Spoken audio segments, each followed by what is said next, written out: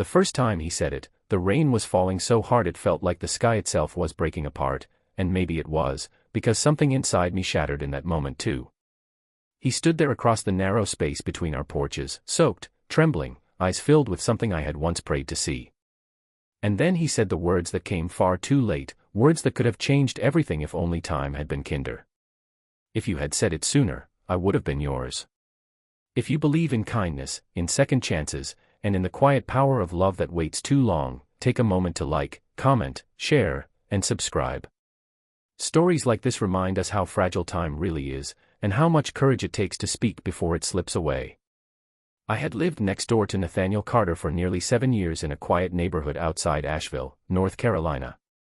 The kind of place where the mornings smelled like fresh coffee and pine trees, where neighbors waved from their driveways, and where life felt slow enough to notice the little things. Nathaniel was one of those little things that slowly became everything without me realizing it. He was the man who fixed his own roof, who brought groceries for Mrs. Henson when her arthritis flared up, who always wore that same worn-out denim jacket even in summer because, as he once joked, it was lucky. I was Charlotte Hayes, the girl who moved in after a broken engagement, trying to rebuild a life that had collapsed quietly and painfully.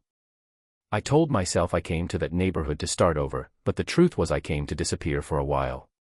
And yet, somehow, Nathaniel noticed me anyway. It started with small things. He helped me carry boxes the day I moved in, his hands steady and his smile warm but reserved. He never asked too many questions, never pushed. Over time, we built something fragile and unspoken, a rhythm. Morning waves. Occasional coffee on the porch. Silent understanding during long evenings when neither of us felt like talking but didn't want to be alone either. There was something about him that made the world feel less heavy. And I think, deep down, I began to fall for him long before I admitted it to myself.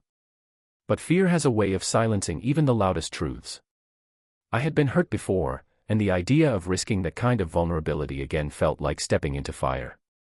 So I told myself we were just neighbors. Just friends. Nothing more. Nathaniel, on the other hand, carried his own quiet burdens.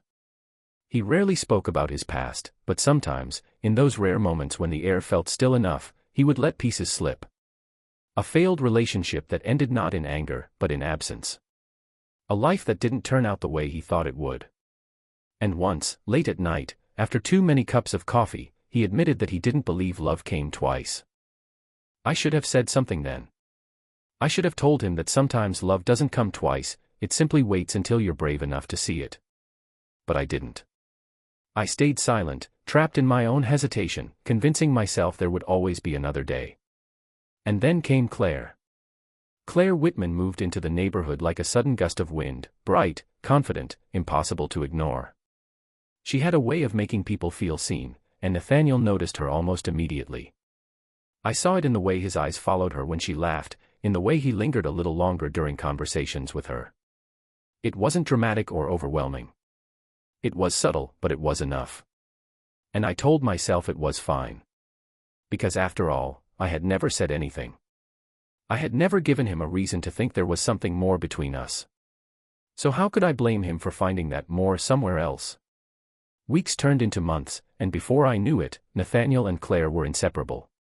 Their laughter filled the spaces that once belonged to quiet understanding between him and me. I watched from a distance, smiling when I had to, pretending I wasn't slowly breaking. There's a particular kind of pain that comes from knowing you had a chance and let it slip through your fingers. It's not loud. It doesn't scream. It just sits inside you, heavy and constant, like a weight you can't put down. The day he told me they were getting serious, I remember nodding and forcing a smile so convincing it even fooled me for a moment. He looked happy, and I told myself that should be enough. That his happiness mattered more than my regret. But regret has a way of growing roots. Months later, I found myself sitting alone on my porch, staring at the empty space between our homes. Nathaniel no longer spent his evenings there. The silence that once felt comforting now felt unbearable. And that's when it hit me, this wasn't just about losing a chance. It was about losing him. Something inside me shifted that night. For the first time, I realized that silence wasn't protecting me, it was destroying me. And maybe, just maybe, it wasn't too late. So I made a decision. The next evening, I walked across that narrow stretch between our houses, my heart pounding so hard I thought it might give me away before I could even speak. I had rehearsed the words 1,000 times in my head, but when I saw him standing there, all of that disappeared. The rain started suddenly, as if the sky had been waiting for this moment too.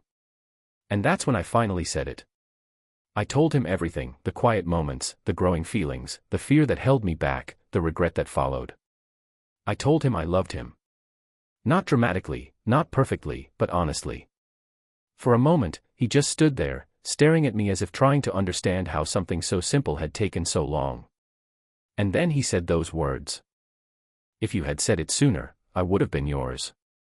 The world seemed to stop. The rain, the wind, the sound of everything around us faded into the background. Because in that moment, all I could hear was the echo of what could have been. I felt the tears before I realized I was crying.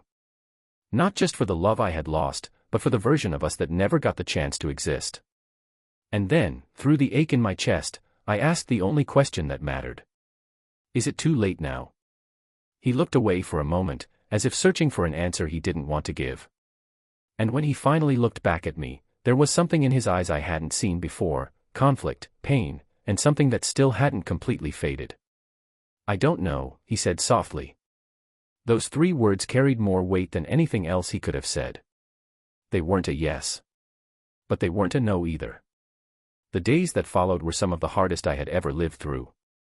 Everything felt uncertain, fragile, like we were walking on a line that could break at any moment. Nathaniel didn't pull away, but he didn't step closer either. Claire was still there, still part of his life, and I knew I couldn't ignore that. But something had changed. The silence between us was gone. The truth had been spoken, and there was no going back from that. We started talking again, not as neighbors, not as just friends, but as 2 people standing at the edge of something complicated and real. We spoke about timing, about fear, about the choices that shape our lives. And slowly, piece by piece, we began to understand each other in a way we never had before. One evening, as the sun dipped below the horizon and painted the sky in shades of gold and orange, he told me he had ended things with Claire. Not because she had done anything wrong, but because his heart wasn't fully there. And he couldn't give her something that belonged somewhere else. I didn't celebrate. I didn't rush forward. Because this wasn't a victory, it was a second chance. And second chances require care, patience, and a kind of honesty that leaves no room for fear. We took things slowly after that. Not because we weren't sure, but because we finally understood the value of what we had almost lost. Every moment felt intentional, every conversation meaningful. And somewhere along the way, the regret that once weighed me down began to fade, replaced by something stronger, hope. Before this story comes to its final moment, I want to ask you something. If this journey has touched your heart even a little, take a second to comment below. Tell me if you've ever waited too long to say something that mattered. Because the truth is, we all have moments like that. Moments where fear wins, where silence feels safer than honesty. But those moments don't define us, what we do after them does. Nathaniel and I didn't get the perfect love story. Ours was messy, delayed, and filled with mistakes. But it was real. And sometimes, real is even more powerful than perfect. If this story moved you, if it reminded you of someone you never had the courage to speak to, or a moment you wish you could go back to, please like, share, and subscribe. Your support helps stories like this reach people who might need them the most. Because sometimes, the difference between regret and love is just a few words spoken at the right time. And sometimes, even when those words come late, they still find a way to matter.